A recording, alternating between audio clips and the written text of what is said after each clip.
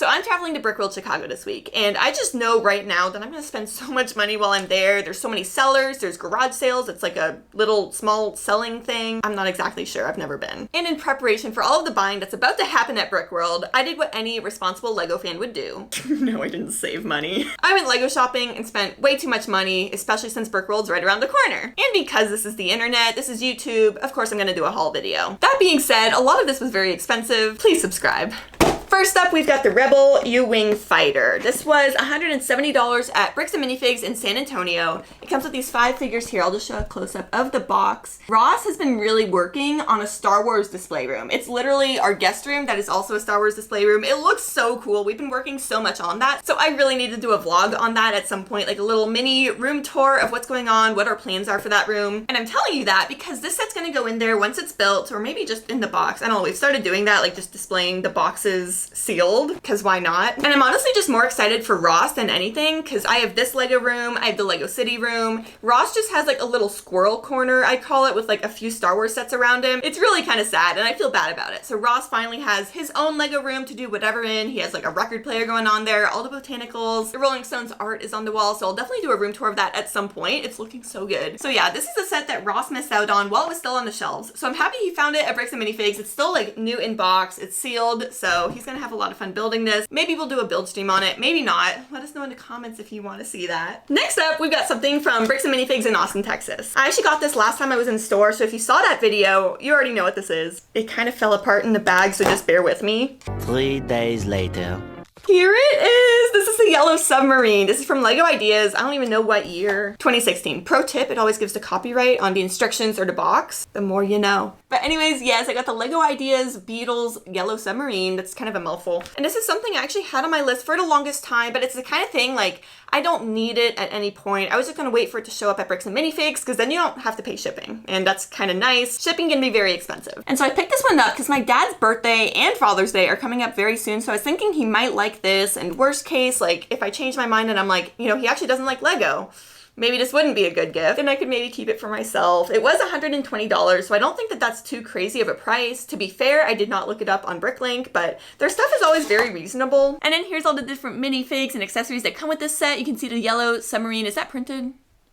Oh my gosh, it's printed. I was not expecting that, so yeah, that looks really nice. But then, fun fact, the purple pants on the end, I have very similar pants to that, but they're blue, and I just love them. I just wanted to let you guys know.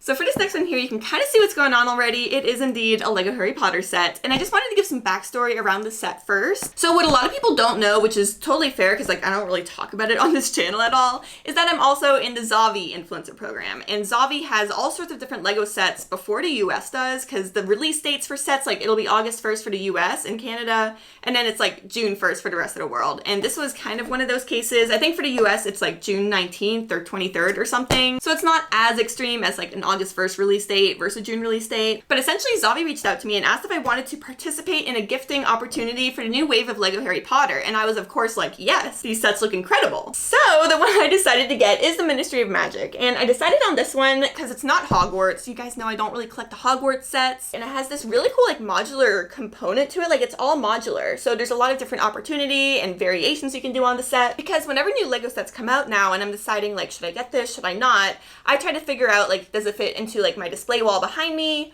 Or does it fit into a LEGO City setting? And if the answer to both of those is no, then that makes my decision pretty easy. But with this set here, plus Hogsmeade, plus Diagon Alley, I need to finish that at some point. It's like almost embarrassing at this point that it's not done. I started building that like last November or something. It's been forever. But I figured combining all of those three could make a really cool little like Harry Potter world in the LEGO City, or at least for a really cool display on my display wall. I have these shelves behind me, but I also have a few shelves over there that are kind of full, but I could move stuff around to make room for Harry Potter. But all of that being said, I am planning to do this on a build stream, hopefully soon. Maybe the build stream will happen before this video comes out. We'll see. So stay tuned if it hasn't happened yet. If it has happened, then feel free to go back and watch that. Thank you, Zavi. Okay, y'all, so for these next two sets, I was very hesitant on whether I should include them in this video, because it's like kind of Lego related, kind of not, kind of is.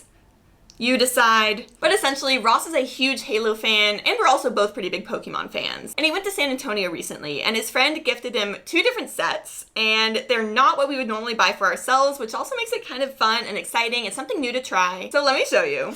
We got our first Mega Construct set, and y'all know, like, from all of my Target vlogs, like, I always stop by and look at these because I do think they look really nice, and I love Pokemon. Like, this is such a cool design, so I'm, like, excited to have this. I don't know if we'll build it on a stream or what, but I love Charizard, I love Pokemon, so I am actually really excited to build this, plus it's just something different, so I'm looking forward to it. And then here's a close-up of the box so you can see it a little bit better. My favorite part about this set is that when we turn it around, you can make Charizard just, like, sit like a dog, and he's just hanging out doing Charizard stuff. It's awesome. Next is, I don't even know what this is called.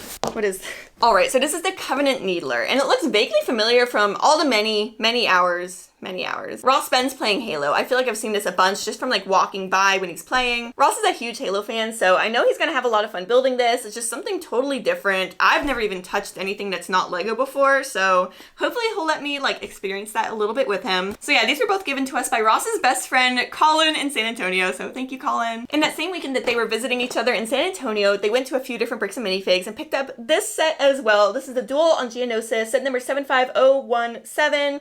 My favorite part is Poggle. Look at him. He paid about $180 for it, and I think what he's planning on doing for this is doing some different mock scenes, and again, like our Lego Star Wars guest room kind of thing going on. He's gonna have so many different displays in there, and clone armies, and just literally everything Star Wars. It's gonna look so cool. Again, I will make content on it, don't worry. But what I'm really excited for is to see what kind of mock Ross makes for this one. Ross is actually a pretty good mock builder, and not to brag, but, you know, he did win the last building on a budget, so, you know, he's kind of a big deal. And then I did get a few more gifts that I do want to show you guys. I posted about it on Instagram, so some of you may have seen it already. Make sure to follow me if you're not. I just hit 50K, which was really exciting. So Lego sent me books, and I don't know how to review these, but I'm just gonna talk through them with you guys real quick, just so you guys know about these, because they are actually pretty cool. This first one is a Master Builder notebook. On the front, it's kind of cool. It's like wheel spins, so you can change like whatever mood you're in. I don't know, it like spins around, kind of fun. Warning, builds in progress. And then throughout it just has a lot of space for creativity. You can plan out your designs, and then at the bottom of each page there's different quotes or facts and stuff like that. So it is a pretty neat concept, but I wouldn't buy this for myself, you know. It will come in handy though when planning out the Lego city. We've started actually trying to plan, which is good. A whole new concept for us. We're just getting used to it. Next one is called Build Every Day by Alec Posta. And then on the inside, it has all these different designs and then like a paragraph or two explaining what it actually means. So this one says, pick a brick and go. And then you flip the page and it says, pick a brick and go, with like a bunch of text. You can like pause it and read it if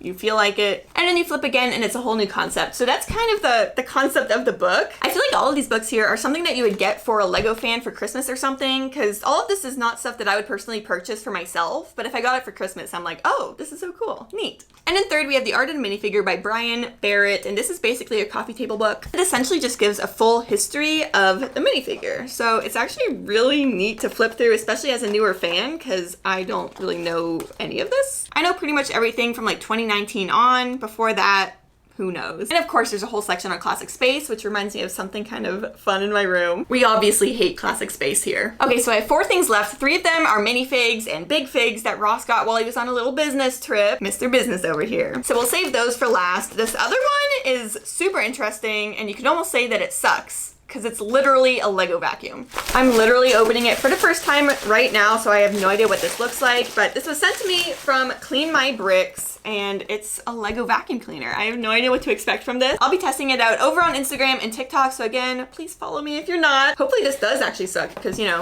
it's like its job. So I'm like opening it up right now. Here's the vacuum. The box actually smells really good. Is that weird? Okay, so here's everything. We have like the charging cord for it. We have this thing for getting in smaller spaces, I guess. We have a bigger version of this for our normal vacuum for like stairs and stuff. There's like this part here that I guess goes on to the end of it. And then like a scrubby brush kind of thing. I have no idea what this is, but I'm excited. And so I don't think that I can turn it on right now because I think it needs to charge, but here you can see it's sent to me from Clean My Bricks, so thank you so much to them. So yeah, again, I'll be making some fun content on this over on TikTok and Instagram, so check me out over there if you want to see. Okay, so finally we have 3 more things, and they were all actually purchased by Ross while he was on his little fancy business trip. He was up in New England for a conference, and while he was up there was a store called K&B, and I had never heard of them, so check them out, I guess. They had some pretty cool stuff up there. Ross really enjoyed it, and he enjoyed it so much that he spent a lot of money there. So let me show you what we got. Oh wait, actually there's a card in here, so this is the info for the place that we got everything looking at. So first up, we got this mountain troll from The Hobbit. This was $47, and I love big figs. They're just so funny. Ross wanted to get this for the Lego City in our forest area because we have a few other Hobbit and Lord of the Rings sets. We have the Tower of Orthanc that's not in there yet, but we're gonna build it at some point, one day probably, and that'll go into the forest. So we're trying to do like a Lord of the Rings area, which has been really fun and very fitting for a forest, of course. Next, Ross decided to get Smeagol, and I'm kind of surprised he doesn't have this already. He paid $5 for it. You can kind of see the 5 on there.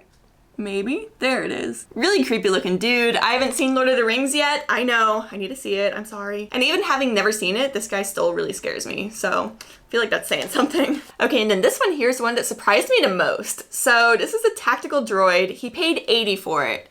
And I was shocked that it was that much money, but apparently it only came out in one set. And Ross never got that set, so he decided to get the minifigure, which is usually cheaper than buying the set new in box. He actually told me to be super careful with this because it is very fragile, so I'm just like kind of scared to touch it, honestly. Like I don't want to be the one to break it. So I'm just gonna set this down now. That is everything that we got today. This is a really fun haul. I'm really looking forward to traveling up to Brickworld Chicago this week, so please, if you are gonna be there, come say hi, say hello. I would love to meet you. And also, if you're not gonna be there, that's also totally fine. Like I don't want you to be feeling FOMO about it. I will be making content that week, so at least you can kind of like live vicariously through that. And once again, I just know I'm gonna spend so much money while I'm up there on Lego, so I'm just trying to like mentally prepare for that. Going out and buying a bunch of stuff leading up to Brickworld probably wasn't the best idea, but you know, when you find a good deal or a set that you're really after, it's hard to say no to that. But everything we purchased here was very expensive, so please consider subscribing. Thanks everyone so much for watching. That's the video, and we'll see you next time. Oh wait, I almost forgot about this Darth Vader backpack.